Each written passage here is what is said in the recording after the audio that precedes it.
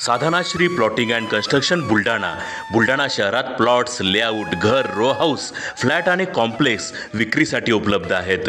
Booking सुरू आहेत. Podar layout, Sadhanashri नगर, Khondewadi, Jambharun layout, Shri Ramlalla नगर इथे बुकिंग सुरू आहेत. ऑफिस पत्ता आहे डॉक्टर लद्दड हॉस्पिटल जवळ, पार्लेवार बिल्डिंग समोर, बुलढाणा. आणि संपर्क श्री गणेश सिंग जाधव सर सातगावकर, कार्यकारी संचालक. Phone number 7385 46 66 66.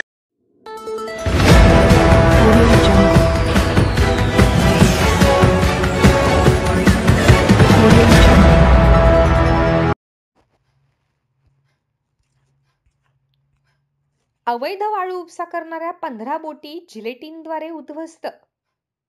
सिंदखेड राजा, बुलढाणा आणि जालन्यातील पथकांची संयुक्त कारवाई. देऊळगाव राजा तालुक्यातील खडकपूर्णा धरणातून होणाऱ्या अवैध वाळू उपसा व वाहतुकीविरोधात कारवाई करण्याच्या जिल्हाधिकाऱ्यांच्या निर्देशानुसार सिंदखेड राजा व बुलढाणा उपविभागीय अधिकारी यांच्या संयुक्त पथकाने जिल्हास्तरीय शोध पथकाच्या सहाय्याने शिनगाव जहागीर भागात 2 बोटी व इसरूळ व बायगाव शिवारात 1 बोट अशा 3 बोटी जिलेटिनच्या सहाय्याने उडविण्यात आल्या आहेत. तसेच शिनगाव येथे बोटीत सापडलेल्या 3 मजुरांवर देखील गुन्हा दाखल करण्यात आला असल्याची माहिती जिल्हाधिकारी कार्यालयाने दिली आहे. सिंदखेड राजाचे उपविभागीय अधिकारी प्राध्यापक संजय खडसे यांच्या मार्गदर्शनाखाली जिल्हास्तरीय शोध व बचाव पथक आणि NDRFच्या पथकाने शोध मोहीम राबवून खडकपूर्णा धरणात चालणाऱ्या अवैध बोटींवर कारवाई करण्यास सुरुवात केली होती. या कारवाई दरम्यान सिंदखेड राजा व बुलढाण्याचे पथक जालन्यातील जाफराबाद तहसीलदारांच्या पथकाच्या सातत्याने संपर्कात होते.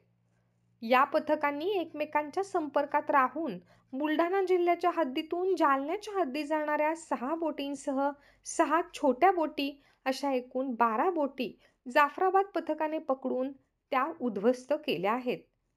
या संयुक्त कारवाईत खडकपूर्णा भागात एकूण 3 तर जाफराबाद तालुक्यात एकूण 12 अशा एकूण 15 बोटींवर कारवाई करण्यात आली आहे.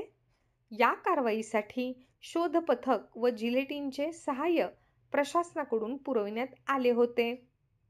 यासोबत देऊळगाव राजा व चिखली तहसीलदार यांच्या पथकातील कर्मचारी देखील उपस्थित होते. तसेच या कारवाईत पोलीस विभाग व शोध पथक आणि ड्रोन कॅमेऱ्याचे देखील सहाय्य घेण्यात आले.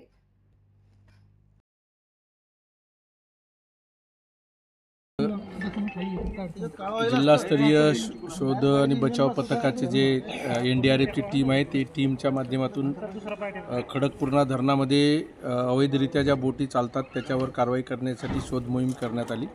सकाळी 10 वाजता मोहीम सुरू केली. सर्व पाहत येऊन इथं शिनगाव जहागीरच्या या भागांमध्ये आपण बघता की या ठिकाणी ही बोट आणि फायबर अशा प्रकारची ती बोट आहे. त्याच्यामध्ये आतमध्ये गेलं तर तिथं त्यांनी धरणातली रेतीसुद्धा या ठिकाणी जमा केलेली आढळून आली.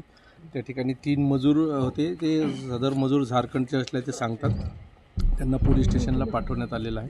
सद्यस्थितीत ही बोट बाहेर काढणे ही अशक्य बाब आहे आणि अशीच जर बोट राहिली तर ती बोट पुन्हा वापर करतात. त्याच्यामुळे आपल्याला जिलेटिनच्या सहाय्याने ही बोट उडवण्याची कारवाई करणं आवश्यक आहे. तर ती प्रक्रिया आता आपण बघताही करत आहोत आणि अशाच प्रकारची शोध मोहीम आपण करून ते सर्व बोटी